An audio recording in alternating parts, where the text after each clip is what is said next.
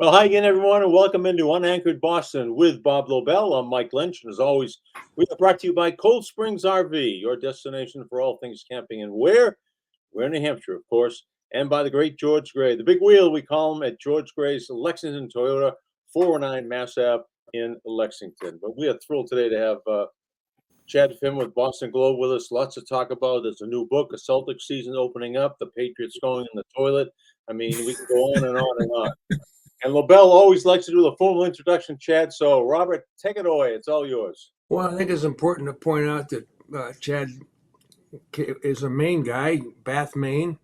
Yeah. And I thought it was okay. I got it. Maine Black Bears. Hold on already. They had one of the great seasons of all times. They were 42-1-2, and you were. Well, I have a career. That's pretty amazing. Anyway, I'm sure you got a lot of memories from that. But also, I wanted to ask you about your stint at the Concord Monitor. And if I'm not, correct me if I'm wrong, I'm almost positive Joe Fitzgerald, the late Joe Fitzgerald of the Herald, worked at the Concord Monitor as well before he came to Boston. He did, yeah. It was a little before my time. But yeah, Joe would agree with that. It's funny, I was just thinking about Joe because he wrote the great El Tiante biography, which is one of the first books I actually read in my life when I was a kid. But yeah, I worked in Concord for 9 years. Loved it there. Was left in 2003 to come to the Globe, but Concord was just an amazing place to start a career because our editor at the time, a guy named Mike Pride, would hire young people out of college who he thought had promise and then not pay them a lot of money, but help them move on to bigger things. And some of the people I worked with when I first started there, we have one person we worked with who's, I think she's won 3 Pulitzers herself. A couple of others on the staff have won Pulitzers. And, we were just like 25-year-old idiots, going out to the one local bar every night after work. So it was a pretty remarkable place to get my first break. And a lot of people in Boston Market, and I know, Bob, you have your New Hampshire ties, a lot of people in Boston Market came through there too. Bob Holler worked at the Monitor. And I didn't know that. Fudo Shinzawa, yeah. A lot of people got their first start there. Yeah, I obviously enjoyed my time in Manchester. It was really, a great learning experience. The whole New Hampshire media thing is a story unto itself with the Union Leader and the Nashville Telegraph and the Monitor. It was a thriving competition. I was actually born in Milford, New Hampshire. No way. Yeah, I don't believe that. No, I don't either. I think you're going to have to prove that somehow. No, my dad was next thing you know, you're going to say you went to Harvard. No, my dad was a biology teacher and a basketball and baseball coach. And he got his salary for the whole year was $2,500. That's about what mine was in 1994. Wow. Not that far off. Well, we can salute New Hampshire all we want. I know that the governor of the great state of the great Commonwealth of Massachusetts is a big fan of the Celtics and, grew up in New Hampshire as well. And tonight's a big night for the Celtics with the banner being raised and, making a big deal out of that. The Knicks in town. And tell us about the book that you wrote, Chad. Yeah, it's timing was pretty good.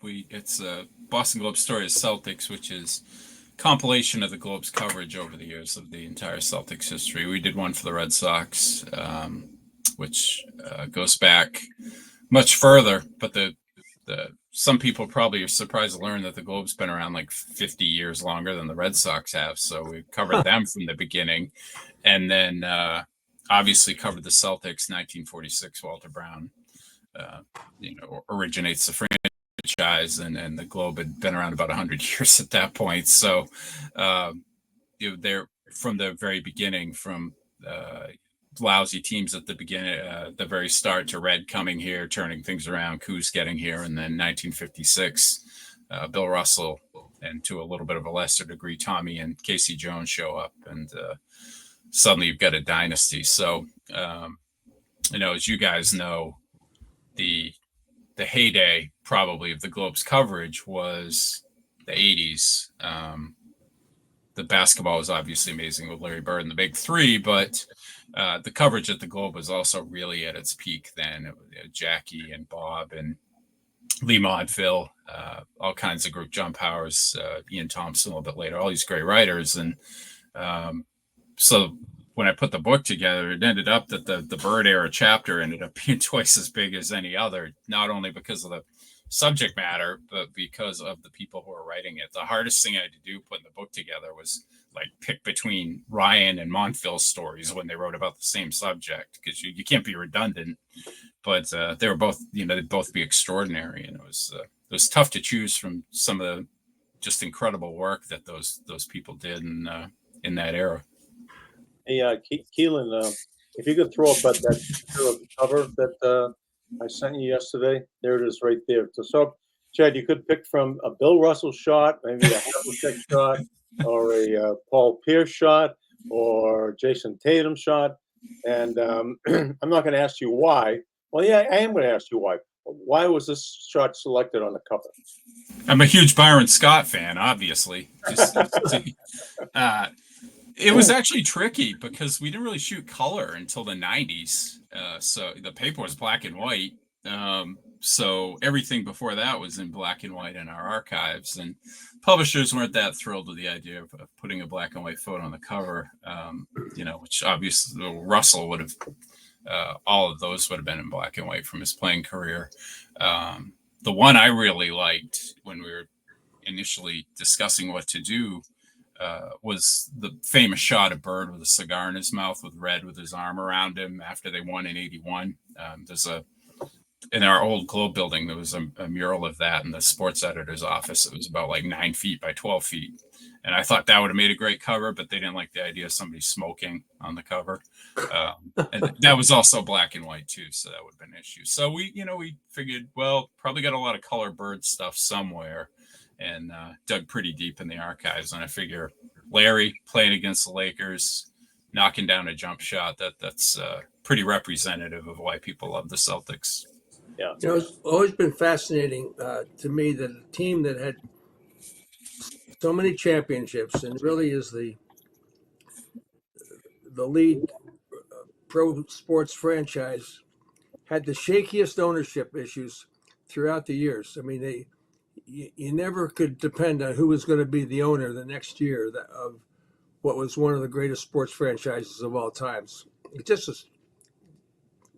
Yeah, it was chaos from the 60s and into the 70s. And I mean, John Y. Brown, eventually became the governor of Kentucky and was famously married to Phyllis George. Daughter Pamela Brown on CNN. Yeah. Yep. Yeah. Nearly ran, Red out of town because Red was so disgusted by his meddling. He traded a couple first round picks to get Bob McAdoo, who, great scorer, but played one end of the court and didn't really, didn't share the ball. Wasn't your quintessential Celtic in Red's mind or anybody else's, and almost drove Red to take a job with the Knicks. But, Red gave him kind of an ultimatum, and Brown ended up selling the team. But, it was a close call that would have altered Celtics history from the late 70s onward. And, Harry Mangurian was pretty reliable owner, but before that, it was like, I think Ballantine Biero owned him for a little bit, and they bounced around for a while, which, I think the Celtics always would have had stable ownership, and that wasn't really the case. But they always had Red to be there, to be the traffic cop, and be the one to stand up to these guys and say, no effing way is this going to happen. All right. Over my dead body is this going to happen. And he meant it. And I think he intimidated some of these owners a little bit and just forced their hand. Yeah, there's no doubt about that. And it was a couple of different things. First of all, he laid down the law really quickly about who the boss actually was, no matter who was writing the checks. And how could you argue with him if you actually cared about having a winning basketball team? I know you're the owner and you've got this new toy that you just paid for, but you've got this guy who's made, even before drafting Bird in '78 as a junior eligible, the Russell trade, and he lucked into Cousy. He didn't really want Cousy. called him a local yokel and lucked into him, but he needed a little bit of few breaks along the way too. But if you're this owner and you've got Red Auerbach who's telling you how it's going to be, how do you argue with him? Because everything you touch basically turned to gold. But how about, and then of course the genius of bringing Bird here, the genius of the foresight that went into that. It's so funny to go back and look at it. I mean, Celtics fans probably don't know the loophole that Bird's college class, he started out at University of Indiana, left pretty early in his freshman year, and his college class at Indiana had graduated before his senior year at Indiana State, where he ended up. So there was a loophole at that time that you could draft guys whose four-year class was done in school. And, Red, of course, was well aware of that and took Larry with the number 6 pick in 78. And, you look at like the list of guys who went before him. It was like Rick Roby went 3rd. I mean, you imagine drafting Rick Roby over Larry Bird, but Indiana did that too, Larry's home state. But Red, it was actually, there was some boldness to that beyond, having the foresight to recognize that he could get Bird while he still had a year of eligibility left. And Bird, went back for that year. They won their first 33 games for losing to Magic. So everybody knew how great Larry was going to be when he was a senior. But there was some risk because the Celtics were terrible. And Bob Ryan writes about it in the book. There's some people who were mad he took Bird because the Celtics needed immediate help. That was the Wicks and Rowe era, and their 78 team was terrible, and Havlicek retired, and future was bleak, and they needed to get somebody in that draft that could come in and help right away. And Red, not known for his patience, actually had the patience to take Larry and wait a year. And that was stunning because, as you said, immediate help is the answer right there. And those were dark days. Dark. Wicks and Rowe were not typical Celtics, and everybody Red had in the roster from 1956 through that period was a Celtic at heart. Was always we before me. And now you've got these selfish guys who were great at UCLA, but you just want them out of town as fast as possible. And so we draft a guy, and now we're going to just take a year off. Yeah, and there was no guarantee they were going to get him either, Lynchy, because he went right down to the deadline to sign. Yeah. Larry, people thought he was a hick, but Bob Wolf was his agent. Larry was pretty savvy about getting what he wanted. We found that out over the course of his career of how smart he actually was. But he fought for every dollar with Red before he finally signed. And there was some tension before that deadline coming up. Was Larry not going to sign here and go back into the draft? And, they got it done. Larry got paid. And there's a great Lee Montville column in the book about, Larry shows up for his press conference, his first day as a Celtic, and he's dressed like he came off the Indiana State campus, the hick from French Lick. And, but Montville's already picking up on the fact that Larry's savvy. Don't listen to like how he talks, but what he's saying. Larry kind of won his first battle with the Red there, which was pretty remarkable and kind of an indication of the things that were going to come with him. The great line he uttered. He says, I don't tell anybody this, but I would have played for nothing. Right. Yeah. Prolonged holdout. Yeah. He said if everybody else was making $10,000, I'd play for $10,000 too, which, I'm sure Red would have loved to pay everybody $10,000, but we were going in a different direction not too long after that with the salaries. You'd be happy to know, Lynchy, that the opportunity that I had to do the Celtics with Johnny Most, the 2 years I had were Sidney Wicks and Curtis Rowe. Good memories, huh, Bob? Oh, yeah.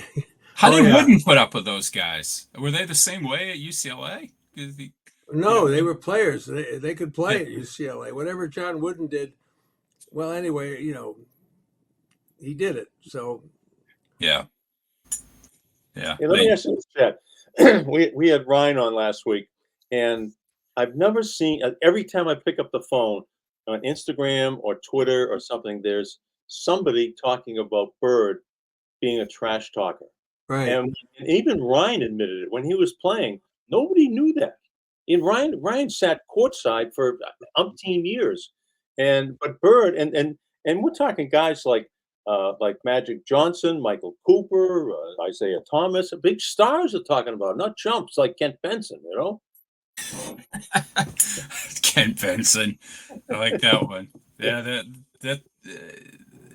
it's come from the stories that those players have all told. Like you'll see on the NBA TV programming about the 80s or whatever, and you'll see Xavier McDaniel talking about how Bird was whispering in his ear exactly what he was going to do, and then he would go out and do it. Yeah, I'm going to catch a ball here, up fake, take a step back, and hit a 22-footer in your face, and they do it and say, "I told you," running down the court. And these guys, they retire and get nostalgic a little bit and start sharing those stories that maybe they didn't share during their playing career. And then the other factor with Larry was Chuck Person, that series with Indiana, a couple of series with Indiana where it was clear they were going at it, and Person was an all-time talker and showed Larry no respect and got hot against the Celtics in the playoffs. So Larry had to be on his game in all regards, including the trash talk. And I think that series was when people late in his career really realized how much he did talk.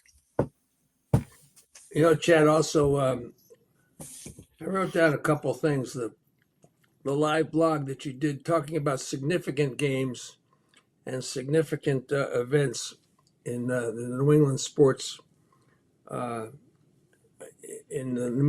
communities. And I guess Shaughnessy just anointed the Red Sox in 2004 as the greatest single sporting event. But I would almost quarrel with that. I mean, I think there are others that would rise to that level. And I was really interested in your opinion and Lynch's opinion. Was it the fourth game against the Yankees in 2004? Was it the actual World Series win in 2004? Was it the Patriots Super Bowl #1 in 2002? Was it the goal game against the St. Louis Blues to win the Stanley Cup? Or even the Buckner game? It doesn't have to be a positive moment, but you're talking about significant moments. I mean, we're talking about definition of significance. Where would you put all these things? Yeah, I think it's got to be something from the 04 Sox, just because of all the crap that came before it. Buckner, Bucky, Aaron Boone the year before, where it was 86 years of build up to that cathartic moment when they finally actually win. But I don't know what the specific moment is. I had to write this morning. It went up this morning on this new documentary that's on Netflix about the 04 Sox, the comeback. Mike Barnacle's sons produced and directed. It's really, really good. And it reminded me of things that I'd forgotten about. Like Dave Roberts steals a base, and it's amazing. It's the most memorable stolen base in baseball history, other than maybe Jackie Robinson stealing home in a World Series or something.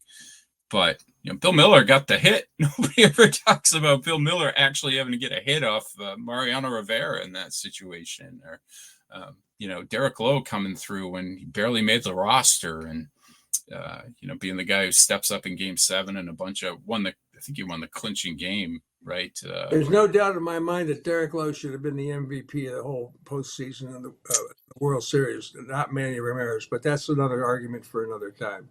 Yeah, for sure. I think the most improbable championships, though, won Pats for sure. I mean, they were terrible the year before. Brady was still pretty. He had the charisma and poise on all those things, but he was a long way from becoming what he would become. And that team won on coaching and defense and a little bit of good fortune and toughness. And I still think it was the most unlikely Super Bowl champion of all time. But if I'm taking a specific moment, it's Johnny Damon's grand slam in Game 7, because that was the hit that never happened for the Red Sox.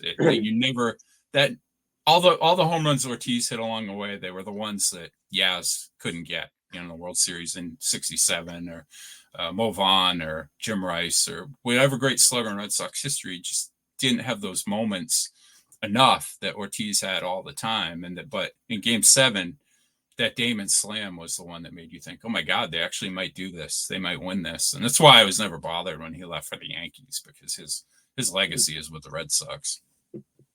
Yeah, but even after he hit that grand slam, he said we still have 8 innings to go, and anything can happen, because we've seen anything can happen too many times. Well, in this documentary, they don't mention Pedro coming in that game at all, and that was scary. I mean, they still had like what, an 8-3 lead. They were up 8-1, and they had a pretty good lead. But all of a sudden, his life in Yankee Stadium, and all those jackals in the stands are standing up and pointing at Pedro and who's your daddy, and you could see like the 3-run homer coming there pretty quickly. But fortunately, he got out of it. I think he gave up 1 run. Who took that great photo? And I don't know if it was a image, but Gabe Kapler. It was a pitching change, and Gabe Kapler's in right field wearing number 19, and Johnny Damon's having a conversation with him right next to him, number 18. I mean, you couldn't have staged that any better. I don't know who took the photo, if it was Stan or if it was somebody else. I assume Stan. Shaughnessy used to have that photo in his office at the old Globe building. It seems like a Grossfeld to me, but could have been Jim Davis or somebody else. But I think you had to be on the lookout for that to recognize that you're going to get 19 and 18 next to each other. It was great when the Yankee fans would chant 19, 18, boom, boom, boom, boom, boom, 19. And you could just feel a tidal wave coming. You knew it was somewhere out there, but it's coming, when they started chanting 19, 18. They made a huge mistake getting rid of that old stadium. The new place it felt like Yankees fans were right on top of you in the old place. Like the weight of them was on the Red Sox. And now it's a nice place, but it does not have that energy at all. Yeah. I can make the case for the curse having been the curse, but is no longer the curse. The curse came after they won, and now we're really experiencing the curse. Wasn't the curse that lasted 86 years? This curse is much worse. This is the curse of expectations, and since they won those 4 championships, now the Red Sox are really operating under a curse because they had a much better chance winning a few of those in those 86 years than they have now. So I can make the case for the winning produced the curse, not the losing.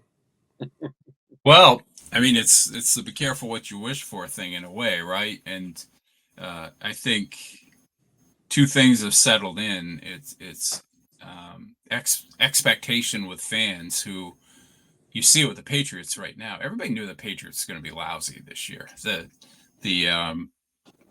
win over the Bengals to open the season was a mirage, but it changed expectations a little bit. But where they are right now is about what I expected, where Drake May looks pretty good, and everything else around them stinks. The defense is beat up, and it's that was supposed to be their strength. It's not. But I thought this was a multi-year rebuild. Gerard Mayo said it in training camp. This is a roster that needs a lot more than 1 draft to fix it, and fans are having a really hard time with that. They've forgotten what a lousy team looks like, and they're getting a reminder of these last couple of years of what life has been like for the rest of the NFL for the last 25 years. And in baseball with the Red Sox, it's not the curse of expectation, it's indifference. Like ownership, I think, looks at this and says, what do you want? You got 4 World Series. Baseball players are expensive. That's John Henry's quote from the Winter Weekend a couple of years ago. People wonder why they're not spending on the team or what their what their plan is. I mean, he gave it away at the Winter Weekend. He said why he doesn't like paying $350 million for a superstar, and I kind of understand it. Sticker prices are pretty high these days on the best players, but it stinks not to be watching this World Series, the Dodgers and Yankees, and to see the high payroll Mets up there, and to see their fan base is really engaged. And here in Boston, it's just like, shrug your shoulders. 81 wins again, 78 the years before. Is this really going to get a lot better? Are we just going to wait for the prospects to get here? And I think there's a sense that they gave the fans their cake, and they don't have any real reason to push back when there's a lot of frustration there about what the Red Sox have become. Chad, you wrote the other day about the declining ratings, but I was surprised that the drop off wasn't as much as I anticipated it would be. It was only like 1 or 2 points per year. Yeah, Points. And 6%. I mean, first of all, the team is lousy. They don't have any superstars. Remy's gone. Eckersley's gone. There's a lot of reasons not to watch, but I'm surprised that it hasn't fallen off much more. Well, it's in the twos, so it's back in the heyday with this team we're talking about now in the 20-year anniversary. They would get double. They would get 14s for the Red Sox Yankees games. Just massive audience, and a lot of factors have played into where it is now.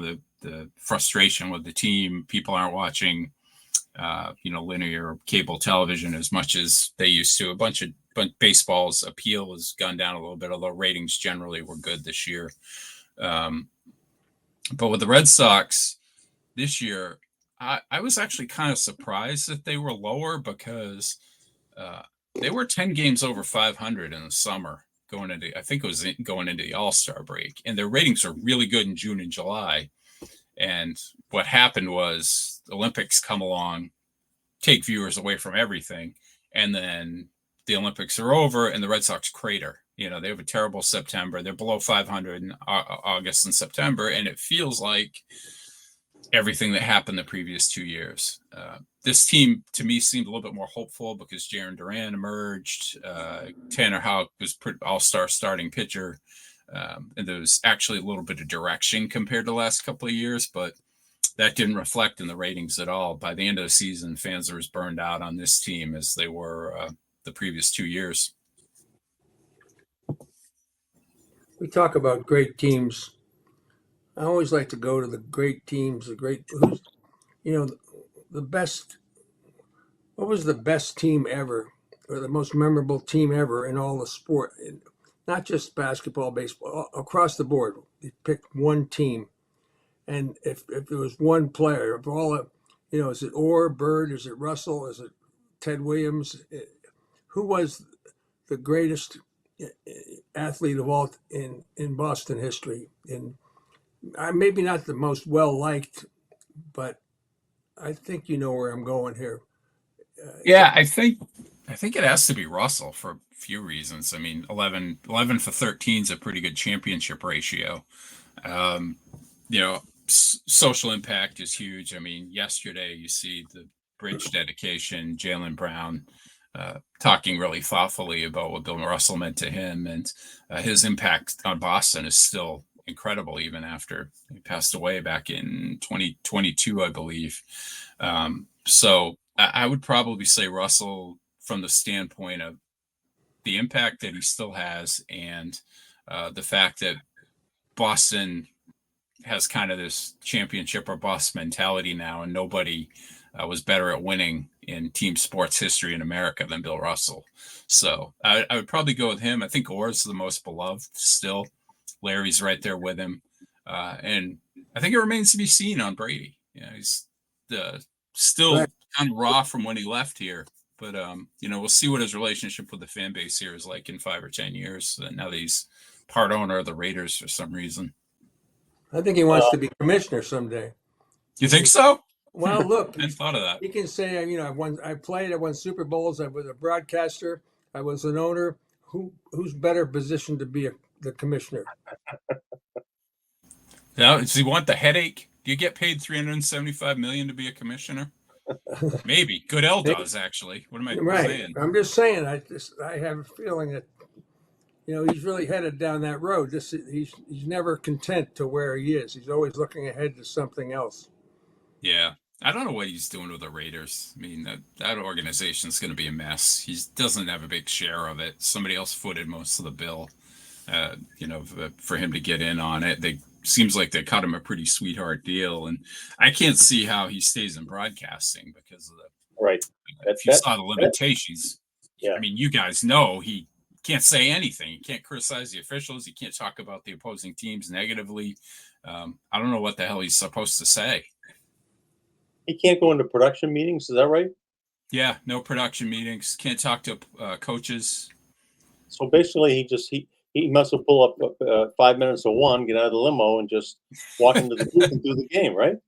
React to what he sees. Yeah, they can get him information, but Kevin Burkhart's not going to ask the kind of questions about quarterback play that Tom Brady could ask, Patrick Mahomes if they had a Chiefs game.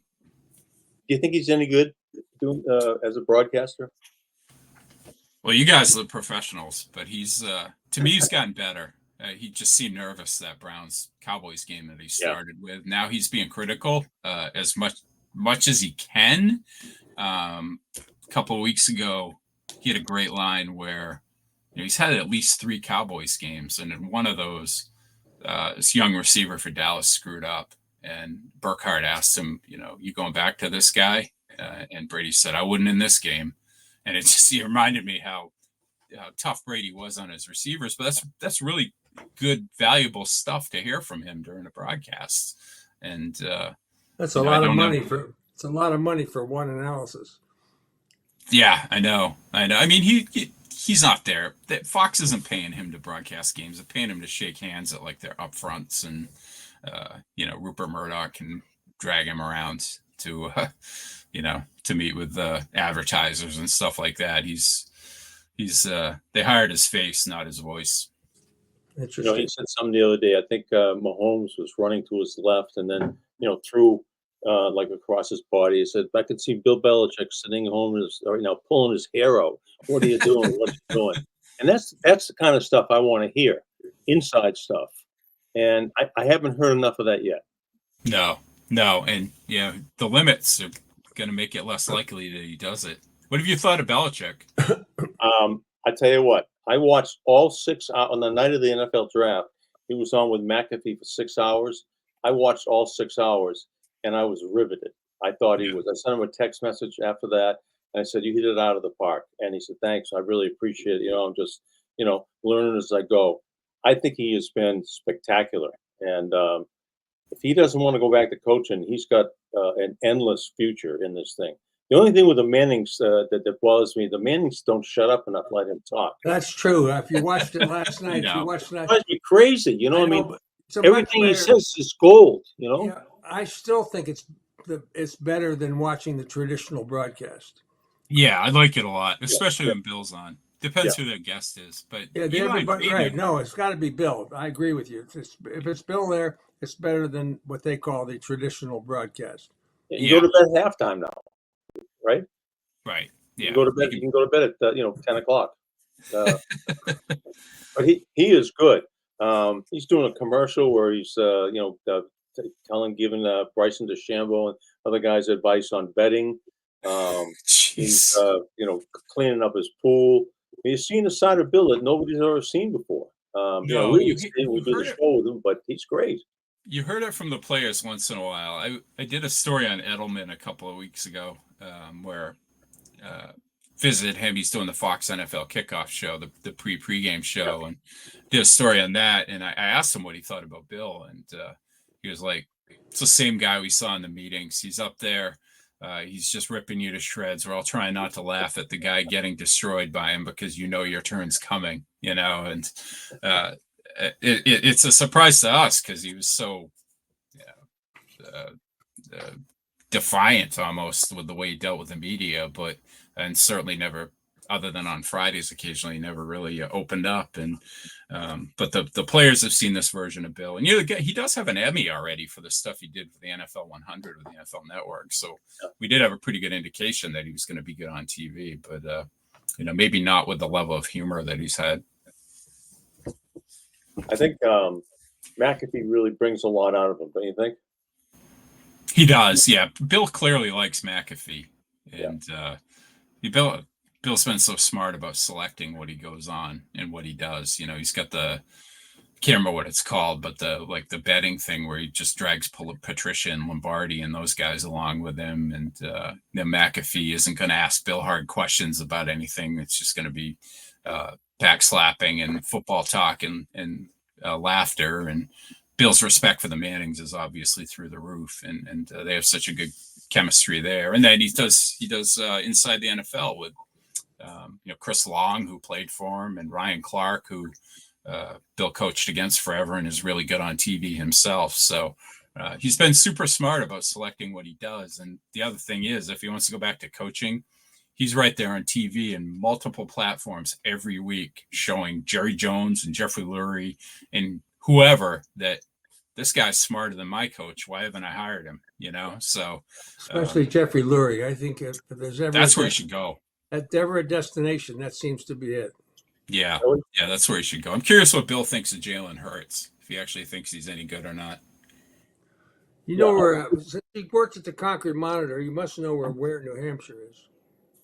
I know where Ware is. Yeah, of course. And that's where one of our sponsors is, in Ware, believe it or not. And I said, well, where's Ware? It's like west of Goffstown, and it's north of Tingsboro.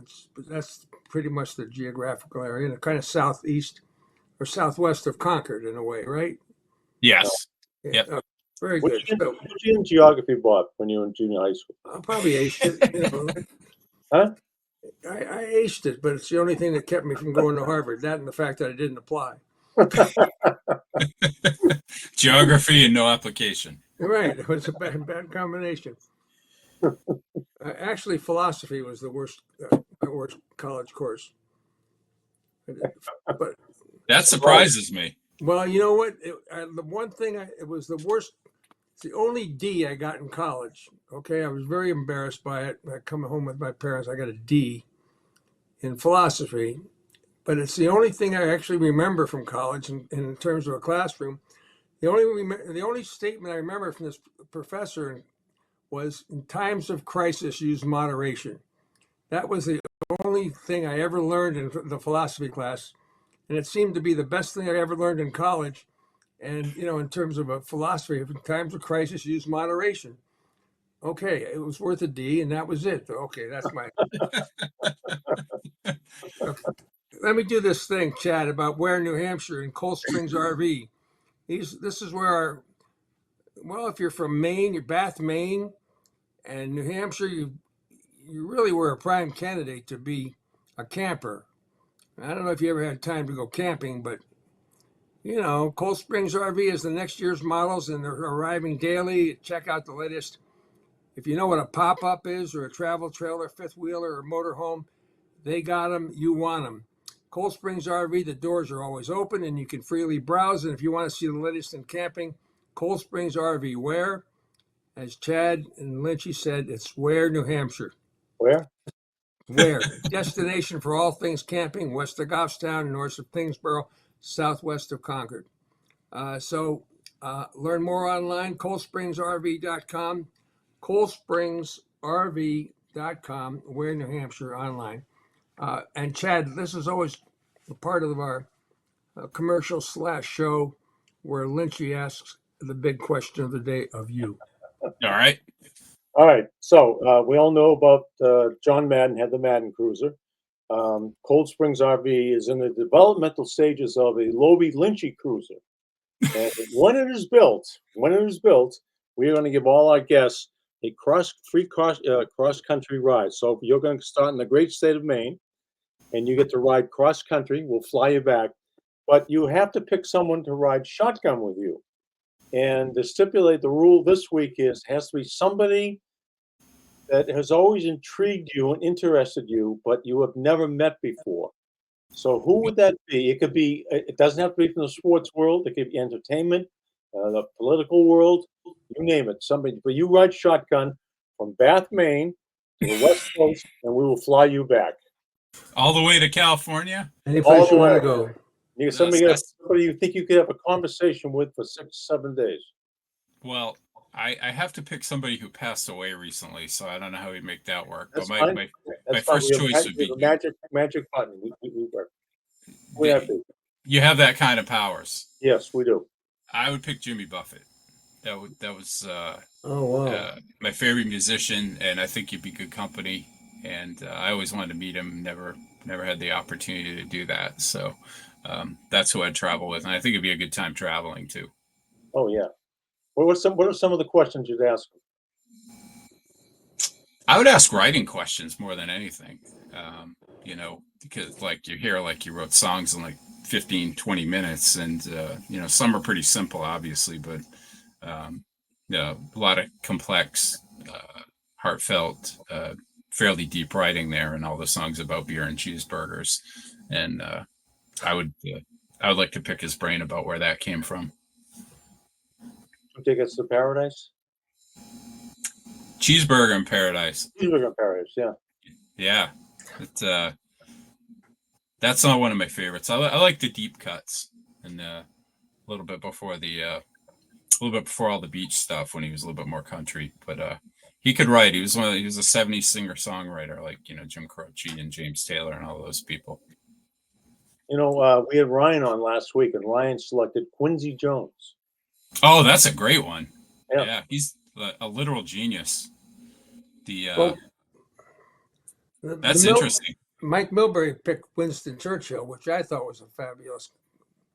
I mean, of all the people, Mike Milbury, who's rather a knowledgeable, astute guy, picked Winston Churchill. Which would Winston Churchill pick Mike Milbury? Well, that's a yeah. If he thought he could his shoes off before he get in the RV with him. That's right.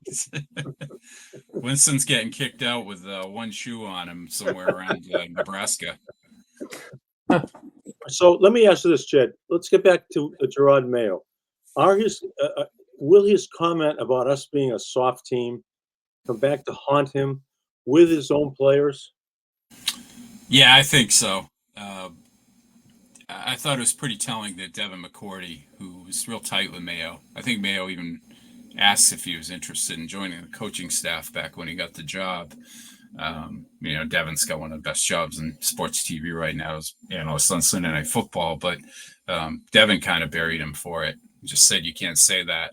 And I thought that was good from the standpoint of Devin doing the job that he has now, where, he has to be critical as an analyst, and he can be of a guy who's a friend. But, when you're Mayo and McCourty's even kind of, saying, man, that was wrong, that tells you that you made a mistake. And honestly, I think Mayo's going to be okay. But it feels like every Monday he has to walk back something he said on Saturday or Sunday. And that never happened with Bill because he didn't say anything. And Mayo's really tried to be more open with us. And I appreciate that. And I get really frustrated with the fans who say Gerard should just shut up, because there's a lot of ways to do this job other than the way Bill did it. Bill's the greatest coach of all time, but he didn't have to be that way with fans and the media. I mean, Mike Tomlin tells you everything you want to know pretty much with the Steelers, and he's had a pretty good career. There are guys who are open books. And I think Mayo can be that way and be a successful coach, but he just needs to be more cautious about what he says. And he's with a team that's, really struggling. You can't say things like that right now, because that's a great way to divide your locker room and to lose guys. And he's already got half of his wide receiver group posting on Instagram every week about their frustrations. So, he probably needs to cool that down a little bit. And the Jabril Peppers, he all had to walk that back too. That was yeah, right. Yeah. Saying, saying the door was open for him, which, Robert Kraft made it pretty clear the door was closed permanently if this ends up, what he's accused of ends up being true. And, we'll see how that shakes out. But again, another case where Mayo probably would have been better off going with a cliche there than trying to stick up for his player who just been arrested. Do they have the worst team in the NFL right now? Are they worse than the Carolina Panthers?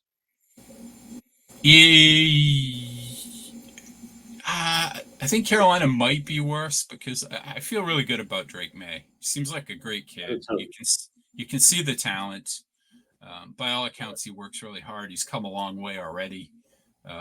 Cleaned up his footwork a lot. He ran into a sack the other day, and he's could add a couple picks. He's going to make mistakes. He just turned 22, and played for a team that had no offensive line in college and didn't play in the SEC or anything. So there's growth that has to happen. But the talent's really obvious, and the things that's going to be keep us sane during this football season is occasional 35-yard pass where he drops into the bucket to a guy running down the sideline, which has happened a couple of times now. And just a reminder that better things could be ahead with this kid, even though the team around him stinks. So Carolina doesn't have that because they botched the first pick in the draft last year with Bryce Young. And I think they're even a little more hopeless than the Patriots are right now. Should Drake May have been playing since game one? I was a sit-him guy. I thought he was going to get killed. That's why. The line has actually not been awful the last two starts. But they've had 4 or 5 left tackles, 3 centers. Some of the guys they're cycling in were off practice squads elsewhere. I thought losing David Andrews was going to be devastating because he was kind of the brains of the operation beyond being their best offensive lineman. So I thought he'd be running for his life because Brissett kind of was. But May's done a good job getting out of trouble and has made pretty surprisingly good decisions when he's under pressure, where he'll just abandon a play. He doesn't try to make the crazy throw into double coverage too often, and just will toss it at somebody's feet or something. He's been pretty poised with dealing with the pressure. So I think they put him in probably at the right time. And, I think it worked out the way it really, maybe by accident, really kind of worked out. Yeah. And we'll see if they can keep him upright for 10 more games. Well, that's the real challenge. Talking about upright, everybody's like handing the Celtics their 19th championship before they even get out of the gate. And it may be justified because if they're in this day and age, they're a very stable franchise in a very unstable league where everybody's jumping around for more money, and these guys have managed to hold it together, Brad Stevens or whatever. So I don't know, maybe it is all justified. It's just that you talk about expectations earlier, Chad, and this is one of those things that nothing less is going to be expected of this team other than another championship. Yeah, all of us at the Globe picked them to win it, even Shaughnessy in our preview, which I think the last thing we ever all agreed on was Grady Little being fired 20 years ago. So by the end of the 8th inning, he had to be fired. But it's all about health. I mean, last year they stayed healthy. Porzingis missed 25 games, but they won 21 of them. They got pretty used to playing without him. And so when he got hurt in that Miami series in the playoffs and missed the next couple of rounds, they were totally acclimated to not having him out there. He comes back in the finals for a little bit, and it's almost like a bonus, extra jolt of energy. But Tatum and Brown and Holiday, who's going to be 35 in June, and Derek White and Al Horford, who's 38, they all stayed perfectly healthy. And you just don't know if that's going to happen over 82 games. And another, if you go to the finals, another 20, 22 in the playoffs. So it's a long haul and a long season, but I think it's pretty clear that they're the best team in the NBA. They've got everybody back. Guys are happy in their roles. Some of the bench guys seem improved. It looks like Sam Hauser's even a more effective offensive player now. Pritchard thinks he's the best player on the team, so he's going to help.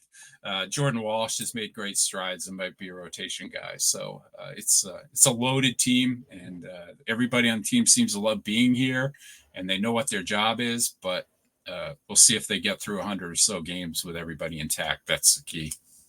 If this were 4 years ago, I wouldn't be so sure about a repeat. But I think the maturity of Tatum and Brown is immeasurable.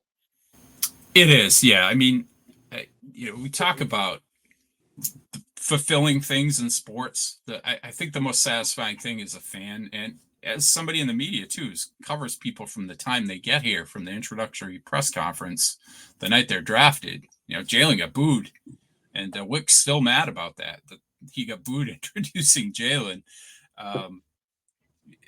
The satisfying thing is watching them grow up and go through their ups and downs. And there are times we thought it was over and Kyrie ruined everything and felt like they were going to blow the whole team up, and Horford left as a free agent.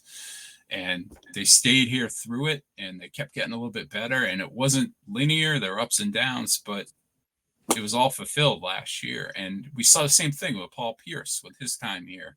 I kind of felt the same way with Pedro in 2004 when, he didn't start his career here, but we saw him go through some stuff, and, thought maybe he would never get a championship in Boston. And to see it happen for Jalen and Jason, where they're still right in the heart of their primes right now, was really, really satisfying to see that work out for them the way that it did. Did you have to make a personal adjustment as a basketball fan to get into the world of three-pointers as they are today, opposed to the way that was played back in the 80s? Yes, because I wanted to be Kevin McHale. Every kid growing up in the 80s worked on those McHale moves in the post, anybody over 6 feet anyway, and step throughs and up and unders. And you go back and, like, for the Celtics book, I rewatched a lot of stuff just to kind of jog my memory when I was writing the chapter intros. And like that 81 series against Philadelphia, where they won, they were down 3-1, came back and won 3 games, super tight games. That was a bloodbath. They were beating the daylights out of each other at the end of game 7. And basketball's not like that anymore. It's perimeter based, and players are more athletic. And some of the old timers will say, well, they don't play defense. They do play defense more so than they did back then. It's not as physical, but it's higher quality defense. Everybody can guard anybody, more or less. But, it gets awfully boring just to watch games turn into a 3-point shootout, especially when it's guys who you think, well, maybe this guy might be better served by not standing around the 3-point line all the time. It's one thing if it's Curry or Klay Thompson or, these guys are truly great shooters. But, when you see Jason Tatum, who can get to the basket pretty much whenever he wants to, taking 9 3-pointers a game, you wish the math didn't suggest that's the way they should play, because it's not as aesthetically pleasing as the way the game was 40 years ago. It is kind of nostalgic and fun to look back on it. Like that 81 team, was it Daryl Dawkins, Chocolate Thunder, and all the others? I mean, I can, Julius Erving, Bobby Jones, everything.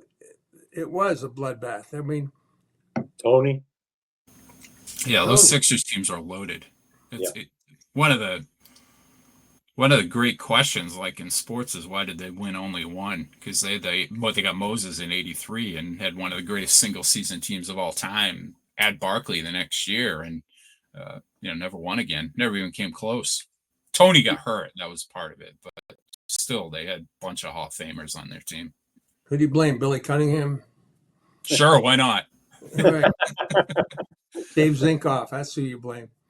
Yeah. Irving.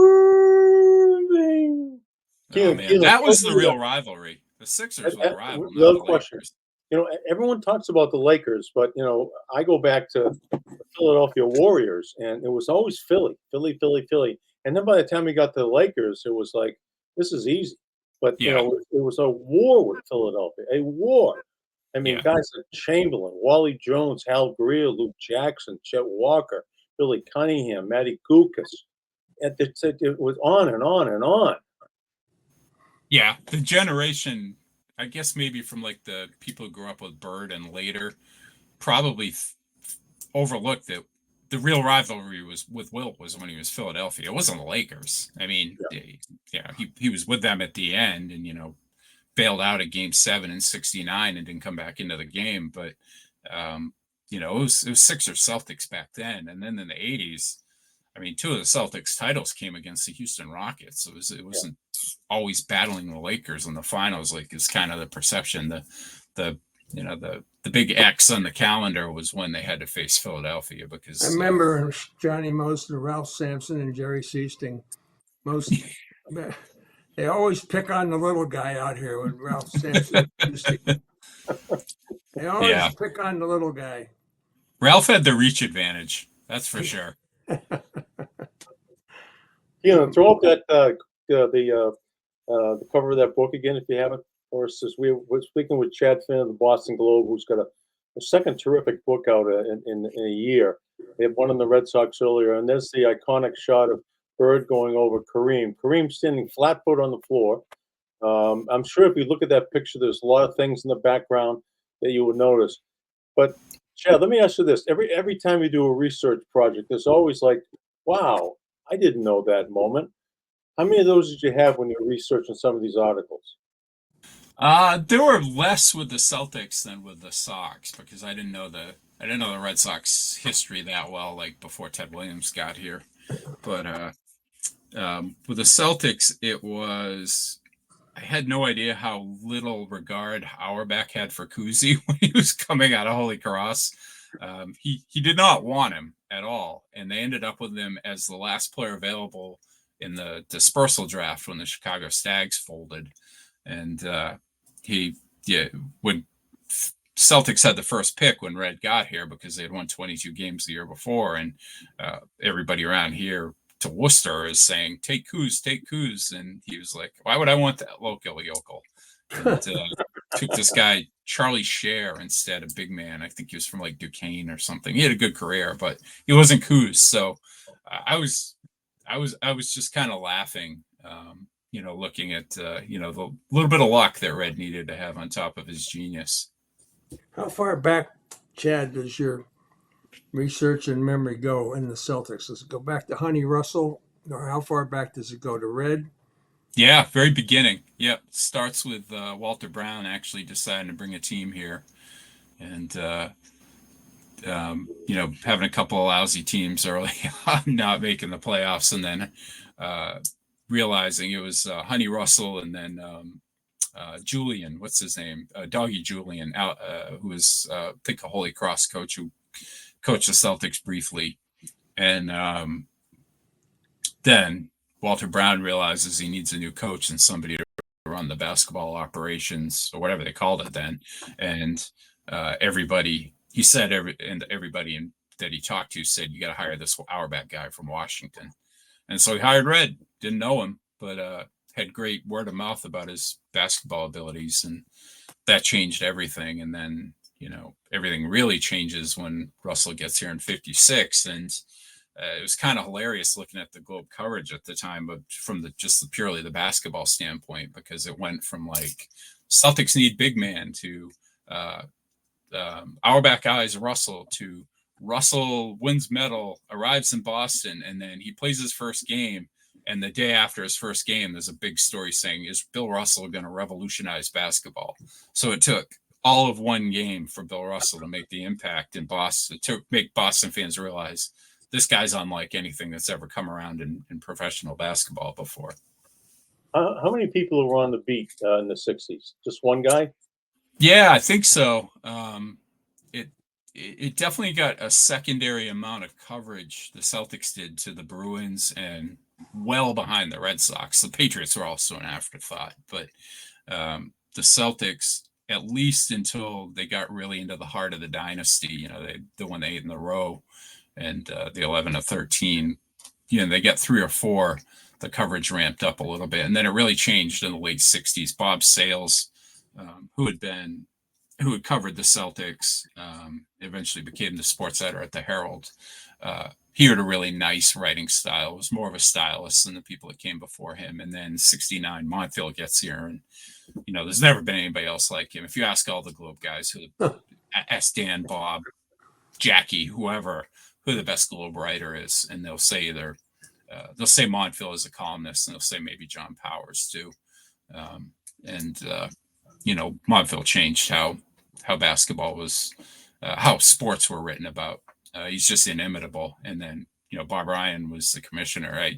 With Bob, one of the hardest things with the book was deciding which of his 50 profiles of Dave Cowens to use, because Bob was so prolific in the 70s that, he did these multiple 3,000 word stories on JoJo and Havlicek and Don Nelson, and just it seemed like he never stopped typing. So it was kind of tough sorting through his stuff because it was all so good and he did so much.